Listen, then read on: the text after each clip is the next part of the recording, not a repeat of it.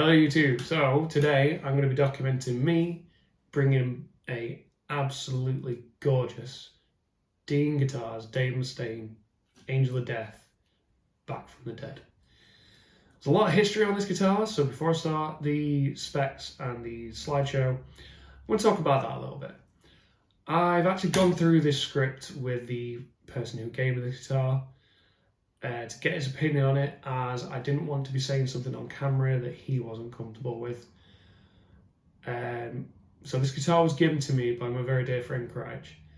We've been friends almost our entire lives, and when he started playing guitar, he was an absolute beast.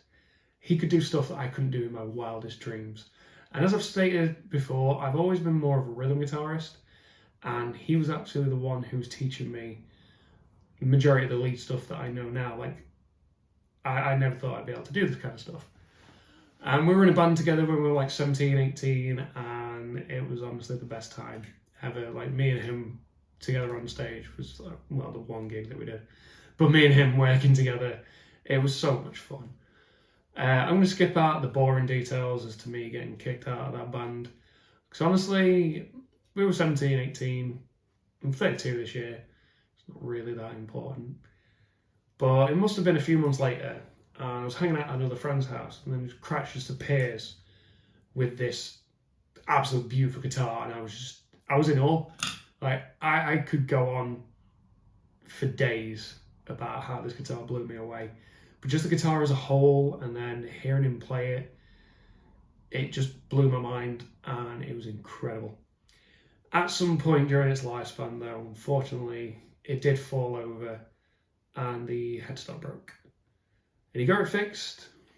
I wasn't around during the first break, but then it broke again. I witnessed the second break, and pretty much after that, I think it was put in its case for now like 10 years.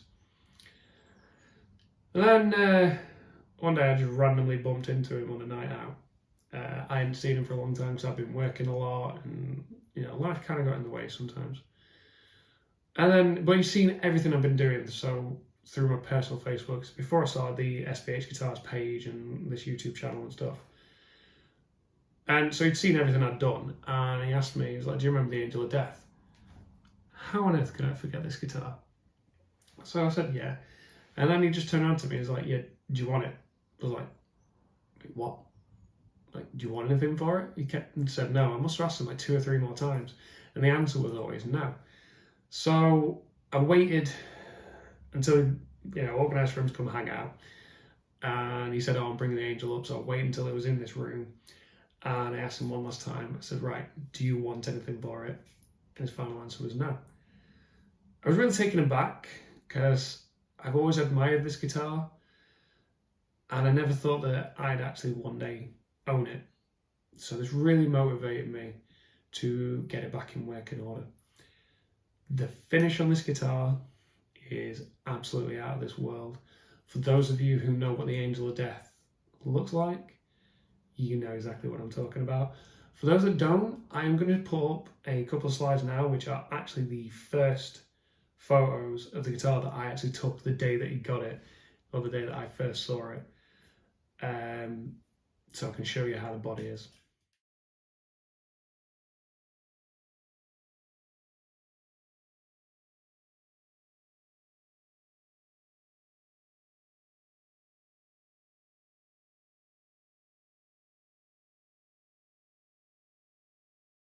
Thankfully, researching details on this guitar were really easy.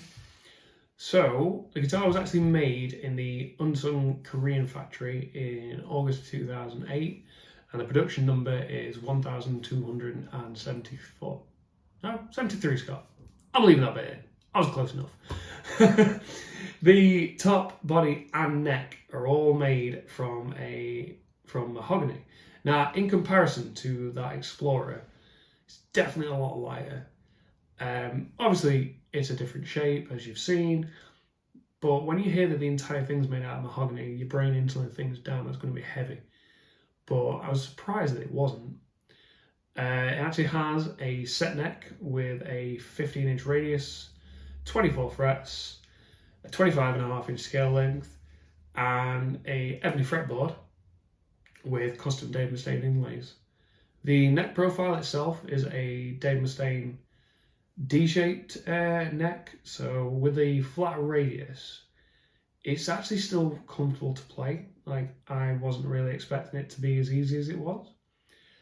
The pickups themselves are the Dave Mustaine Livewire set, so they're an active pickup set that really pack a punch, and they were mind-blowing the first time I heard them. They were technically the second active pickup that I'd truly heard. Like, I didn't really, when I first saw it, I didn't know the difference between active and passive. Like, it was only once he showed me the Seymour Duncan Blackout that I've spoke about previously, is where I truly understood that they're active pickups. So they were technically the second active pickups I truly heard, and it just blew me away. I couldn't believe the output and the tone and everything else. Like I say, I could go on for days talking about this stuff. And as I'm sure you'll have seen, the detailing on this finish is insane. Keeping this finish as protected and as the same as I could was the most important thing to me. Before I go into how I got this guitar, how this guitar was when I got it, I feel best to say this. I am not a professional luthier. I'm not even a novice luthier, let's be brutally honest. I'm just a guy who's learned how to modify, maintain, slightly repair his own guitars. And as I've previously stated many times, and I like taking the mick out of myself because you've got to, I can't solder to save my life. At some point, he changed the control knobs for these that I will get up on the screen now. And they look really cool, like they fit really well. Like the original Dave Mustaine ones that came on the Dave Mustaine ones were just black flat top ones. Give me a second. Sorry, I have that many different spares. I may very well have a couple for it. No, I don't. No, it's alright. I know where I've used those. Sorry, they're basically the flat top ones. And they worked, but he wanted to change them, and he changed them out for those, which looked really cool. But as I was getting everything off and getting everything clean, something went wrong, and I couldn't actually keep this guitar original because of my lack of soldering skills, and also because of the Dave Mustaine pickups themselves. So, majority of pickups will either have, if they're full actives, like for example my EMG stuff, they are 25k. Normally, passive guitar pickups, they have either 250 or 500. Well, Dave Mustaine, his controls are 100k pots. Now, I could potentially, buy a new 100k pot and replace it, but I can't solder. And to be fair, majority of the 100k pots I found, they were in like a massive pack for one. So I decided I'm going to have to modify this, but I wasn't disappointed with the result. Well, here it is. It's such a sad state to see it like this. Look at the photo of the front. It appears that the previous brake was fixed with epoxy, not wood glue. I don't think this because of the colour and how easy the second brake happened. As you can see, the headstock broke off at the back of the neck just below the start of the truss rod channel. The red lines on the back of the headstock is the reason why I think it was fixed with epoxy. Now, here's where things went really wrong. As you'll see, the washer has a load of gunk on it, which was pretty much across the entire body. Managed to get two knobs off, but this tone knob did not want to play, and this happened. The shaft of the pot pulled out the main part of the control because it was pretty much fused to it. Started taking everything out, and as you can see with the pickups, the one on the left I cleaned, the one on the right I didn't. At this point, you can tell how well loved and well played the guitar was from how much the logo wore away. Next, I moved on to the dry fit for the glue up, and I was actually surprised at how easy it was. This was a relatively clean break. As you saw there was a chunk of paint that came off, but once I added the wood glue, this would create a whole new surface area, holding everything together. And I didn't actually use that extra piece as a core, because it probably would have stuck to the headstock itself. Once I was happy with how things were, I applied Gorilla Wood glue to the headstock side and clamped it in. This was so that I could control the squeeze out and keep it out of the truss rod channel. As I mentioned, the wood glue here was creating new surface areas for any of the areas that had broken away. Not using the core was a lot easier as well to be able to keep it out of the truss rod channel. Within 24 hours, this glue had cured. Now, I left it clamped up for 24 hours. Then I removed the clamps and left it for another 24 hours before moving on to the next stage of the repair. I was thinking about adding a couple of pins to the headstock around here to make it stronger, but the Gorilla Wood glue did a perfect job and this repair was solid as a rock. So it was a very, very nerve-wracking experience, but thankfully everything worked out perfectly and I was ready to move on to the next stage, which was testing the strength of the repair. So once the glue had actually cured, I started working on the pickups. So with this being a Dave Mustaine guitar, he has his output jack. As you look at a Flying V, he has it on the top horn. Now, at this point, I've had a lot more experience with EMG's wiring system, and I know that the output wire or any of the wires can be extended by essentially splicing the extra wire in between. The only reason I didn't do that is I'm not particularly a fan of where the output jack was.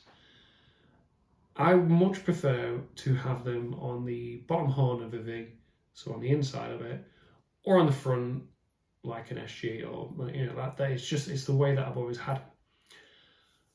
This obviously posed a issue where I could have potentially damaged the finish because the output jack is a lot wider than the pots.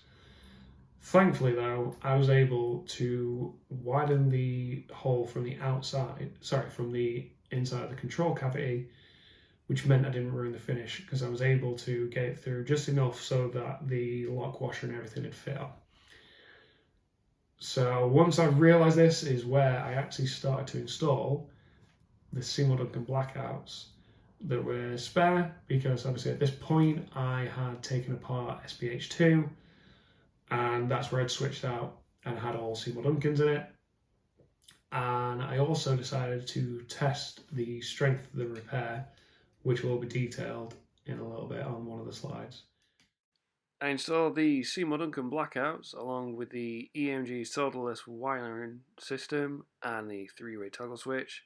These obviously were straight drop-in replacements, and aside from enlarging the output hole, everything worked perfect. Thanks to this actually having a battery cavity, this made it wiring everything so easy. And next I installed the Graphtec nut from SPH2 and tested the strength of the repair by putting the high and low E strings at full standard tuning tension. Now I left this for 24 hours, nothing moved, which I was really happy as I didn't want to have to start this all over again. Whilst I was waiting though, I started looking into the wiring for the EMG PA2 gain boost that you can see here, and I figured out the best placement. As you'll see in this slide here, it fit so perfectly between the control knobs, which I was able to use the ones that Crichton had installed himself by enlarging the seal inside, and they still look really cool. I had to install new strap locks though, because I have no idea what to look for to be able to use the original ones. And I also had to drill out the holes for the control cavity because they were pretty much stripped, so I installed these new ones. As this guitar had been previously repaired, it got the nickname Scarface. So I didn't want to completely redo the headstock as if the break never happened and it was brand new. If I was to do all the refinishing, the main problem is the amount of detailing in the Dean logo itself, which is where one of the original brakes was, and the second brake as well. Like it really went through some of the logos, and it's out of my skill range. Like I don't have the skills to be able to do that. And also hiding away the damage takes away from the history of the guitar. It's Scarface. It will always be called Scarface. Did, however, refinish the areas that I had repaired myself, and a couple of other areas that I noticed need a little bit of a touch up. Before I carry on, you may notice that this camera angle is a little bit different. I was going through all my editing process and stuff like that, and I realised that I skipped this bit out, so things might look a little bit off in comparison to the other shots, but can you do? Joys of still being new to this. The original decals and serial number were covered with masking tape, and I painted the headstart back and front, and I also gave the side of the body a little bit of a touch up, so there's a few damaged areas. Once it had cured, I removed all the masking tape, and it may look a little bit of a mess across this headstock here, but it adds to the history. The paint cured really well on the back of the neck. I could have probably done a bit better at preparing the area, but I was still happy with how things turned out. As you've seen, all the wood glue areas have been repainted, whilst I was also able to keep the original decals and the serial number. There's only one area where the epoxy is still showing, which is right through the Dean logo, so there was no way of me really hiding this. But something else happened that I wasn't actually expecting. So as I protected the serial number and all the decals, once I took everything off, it actually has created a fake crack essentially through the rest of the logo. So it actually ties in really well with it being called Scarface, so I was quite happy with that one. The side of the body, so along the top edge of the horn that you can see once you look at the guitar while you're playing, that needed a little bit of a touch up as well. So I did that. I did the back of the neck, so where the wood glue areas were on the back, but it wasn't exactly perfect. So it doesn't affect the playability. You do notice it a little bit when you're at the top end, at the end towards the headstock, but it's not enough to warrant it being completely redone at the time. So my plan is I'll get that done on its next string change and go from there. Well, here it is, hung on the wall in pride of place. Everything ties together so well.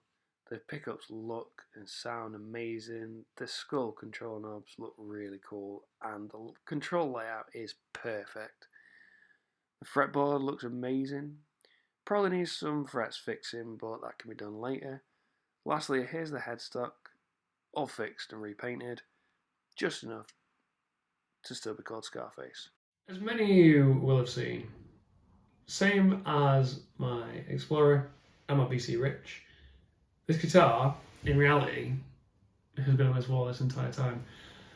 I kept trying to move so that you couldn't really see it, so my head was kind of blocking it a lot until I revealed this video, but yeah, it's still holding up perfect to this day. It's only one issue I've noticed, but turns out it's actually the nut that I installed. So the original nut itself was snapped in half. Let's see, is that the one? No, it's not. Sorry, I thought I still had it. Turns out I don't. Yeah, so the original nut, because of how the headstock broke, the bone nut snapped. I could have, in theory, saved it by gluing it together, but I didn't think of that at the time. So I installed the Graphtec nut that came from SVH2, which, as I detailed in that, the high E string nut slot is too low down, so the string does not sound right when it's plucked open. Sounds like a sitar string, but obviously it's only held in with super glue, so I am planning on changing this eventually anyway. It shouldn't be apparent when I do the sound demo because this guitar is actually tuned in drop C tuning. I will be playing you some tones showing what this can do with and without the gain boost. Main reason why I'm only going to be doing the tones is because I want to play a full cover of 6 Pounder by Children of Bodom. This is one of the guitars that Crouch taught me, and he taught me on that guitar, so it's only fitting that I do that. But I've told him multiple times I must be crazy because it is definitely the most complicated guitar track that I have ever tried to play. So rather than screwing that up multiple times, because I know I'm going to right now, I'm going to do that in a separate cover video. So keep your eyes peeled for that one. As I explained in my Honor Arbor Series single cut, might be a little bit of time for that, not just the practicing side of things, but obviously the audio interface and everything like that. I've already talked about that like 3 times now. So what I'm going to do now is I'm going to stop talking, pick this bad boy up, and show you some guitar tones. Alright, here we have it. Here is the Dave Mustaine Angel of Death back in working order. Now I'm hopefully going to try, 1, not hit the guitar or anything, and 2, try and show you. So you might be able to, there you go, you can see it on that. So you can see the line here where I end up covering the rest of the neck. It's not that noticeable, like I've gotten used to it now. Yeah, new player pick it up, they probably notice, you know, the big difference of it, but it's not that drastic and I can redo it on my next string change, which I'm planning on doing because there are a few areas here where I taped it to protect it. You know, wasn't exactly the best refinishing job, but you know, this was the most important thing to keep this clean, and I did get, for the feel of it, I got a little bit of spray back to it, but these things happen. Anyway, I'm set up the exact same way as in my Honor Les Paul video, so you Arbor Series, of course Les Paul. But so you may hear some creaking on my floorboards.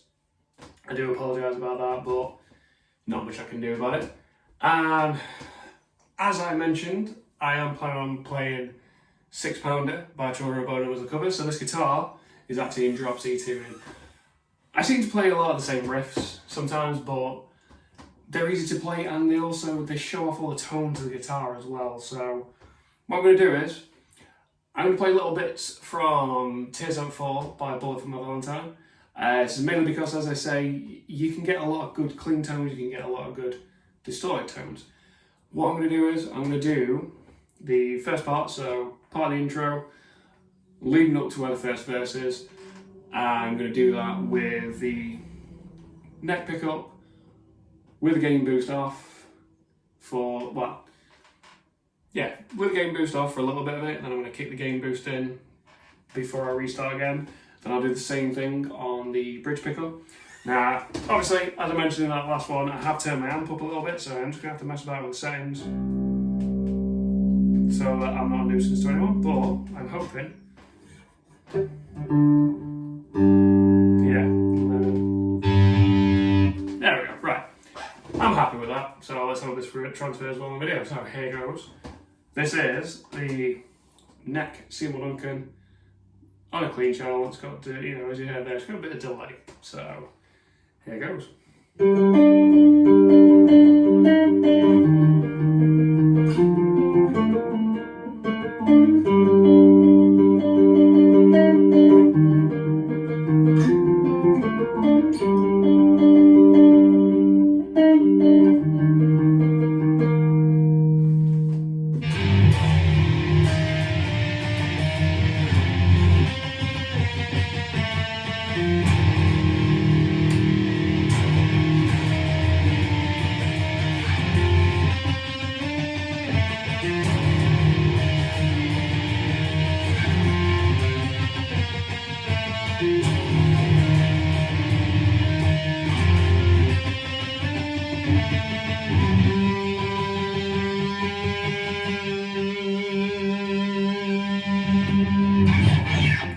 So that was it with on the neck pickup. So we'll switch to the bridge, go back to my distorted channel.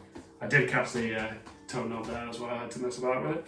Obviously I need a lot more practice with the guitar, but that's where learning 6 pounds is going to come in. Anyway, so it's the same riff again, just on the neck pickup, bridge pickup. So here it goes.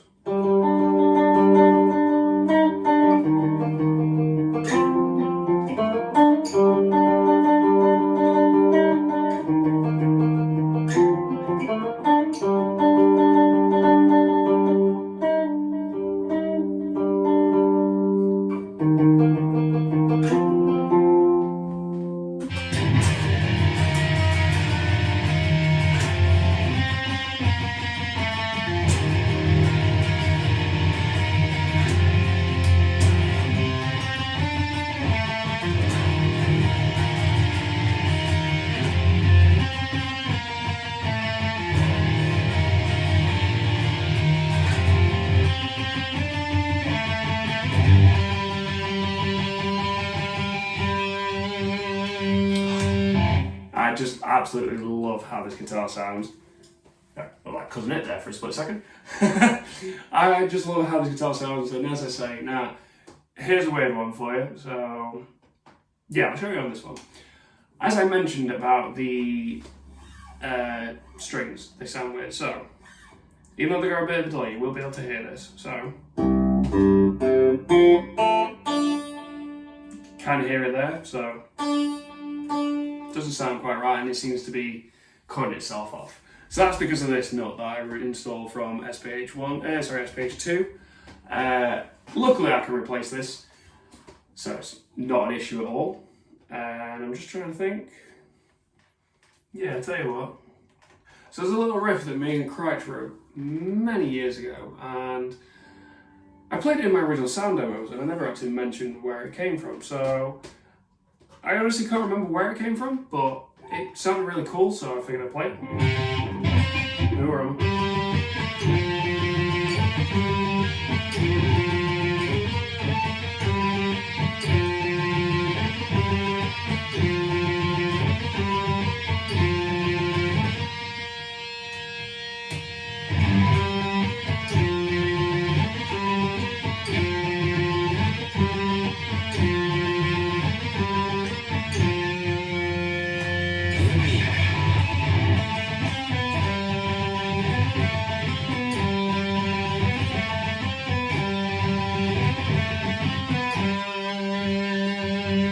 Yeah, it's just this daft little thing that me and him wrote, and as soon as I played this guitar, I felt fitting to play it. Anyway, that is pretty much it for the sound demo of this Angel of Death. I hope that the sound quality wasn't too bad. I know it's not going to be perfect, but hey-ho. So, I'm going to carry on, and I will talk to you in a sec. That's the story of me bringing this Dave Mustaine Angel of Death back to life. I actually remember sending Crouch a message along with photos of this guitar with the words, "The angel is flying again, my dude." And he was over the moon. I think he just never expected the guitar to ever be playable again. And I was really proud and happy of getting this back to life. I mean, it has a lot of sentimental value, not just to him, but obviously to me as well, because I never thought I'd own it. Like, you know, I've always admired the guitar, but I never thought one day this would be sat in here with me. The repair work, it may not have been the greatest, but hey, it worked. And it gave me experience with a broken headstock. So I was really proud of what I managed to do. And even though the pickups may not be the original that I first heard it with,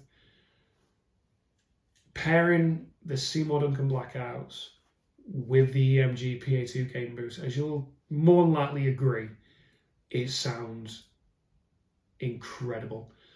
And it fits everything so well. And the placement of that PA2 gain boost, now I never intended this to happen.